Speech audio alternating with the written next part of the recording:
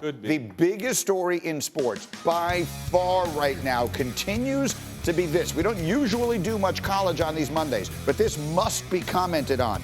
Michigan beating Penn State on Saturday. You saw it without Jim Harbaugh, suspended from coaching games for the rest of the regular season by the Big Ten. The courts will decide at some point this week how or when that will change. So I wanted to get Heather and Paul in here from some information, and then I've got Danny with me, and everyone will get in on this conversation as the morning goes on. But give me Heather and Paul first.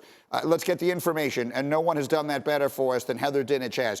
Where do we stand as of right now? They've got Maryland this week and then the monster game with Ohio State. What do we know about Harbaugh's status going forward? Greeny, that will be determined on Friday. They hope there's a hearing at 9 a.m., but as I sit here right this second, officials from Michigan or the Big Ten aren't clear on exactly when this ruling would happen. A Michigan spokesperson confirmed to me that this week, travel and practice schedule all remains the same. Jim Harbaugh is expected to address the media at noon today in his regularly scheduled weekly press conference. An attorney told my colleague Dan Murphy this morning that the judge doesn't have to rule in the courtroom on Friday morning. So again, it's unclear when the actual decision would come down. Michigan's athletic director, Ward Manuel, is with the College Football Playoff Selection Committee this week. He's there in Grapevine, Texas, participating in that.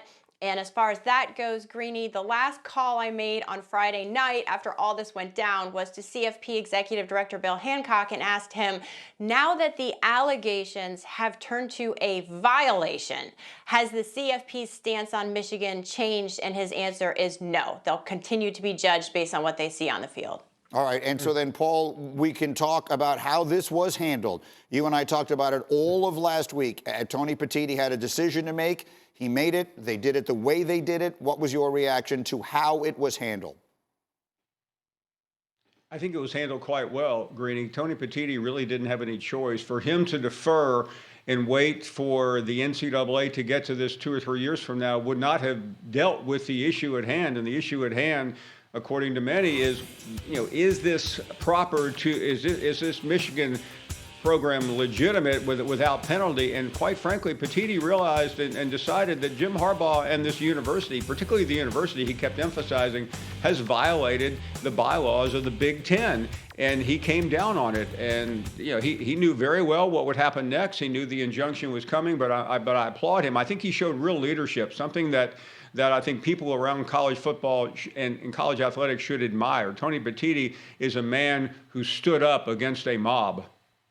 We will have Teddy and Rex comment on this a little bit later in the show, but I did want to get, you do so much of the college for us. Just what is your reaction to where that whole thing stands right now and Michigan's win on Saturday? Michigan's win on Saturday was wildly impressive, 30-something plus straight runs. I thought the ruling, the penalty, and the timing is weak. And I don't know Mr. Petitti as a commissioner, but here's my issue with all of this. I'm going to read you from their ruling. This is from the Big Ten. We impose this disciplinary action even though the conference has not yet received any information indicating that the head football coach, Harbaugh, was aware of the impermissible nature of sign stealing. That, for me, whether you believe that to be true or not, when you say that and then penalize the coach, you're penalizing the kids. Either have the courage to say, we know, and we know he knew, and this is the penalty, or if you say you can't prove that he knew, then how are we on the plane ride to the biggest game of the year to suspend the coach? That's weak. So we can debate that, the timing and how it was handled like crazy. There was one other monster story in college football yesterday. Jimbo Fisher is now getting paid $70-something million not to coach Texas A&M going forward. What do you make? Heather, what can you tell us? Well, I can tell you that their athletic department is going to pay for it, along with the fundraising arm of the Aggies. This is an unprecedented amount of money that a coach will be paid to go away. And some of the names that my colleagues are hearing as possibilities are Oregon's Dan Lanning, Washington's Kalen DeBoer, and It's going to be one of the biggest jobs that's going to be open this season, but it's just the beginning of a coaching carousel. And Phil Knight is probably going to have to pony up to keep Dan Lanning because he's going to be a great choice for this one. Paul, you are the SEC. What do you think of it? Well, what's interesting, Greeny, is that a $77 million buyout almost seems routine and normal in today's college football world. This is not as shocking as I think many people thought. I applaud Ross Bjork, the Texas A&M athletic director, for saying, you know what, it may cost us that much money, but we have to make a move. This program was digressing. Jimbo Fisher turned out to be a very unsuccessful coach. He was a failure at Texas A&M. That's why he is unemployed today. Wealthy, but unemployed. I got 10 seconds for both of you. Paul, who should the coach be? Who should they hire?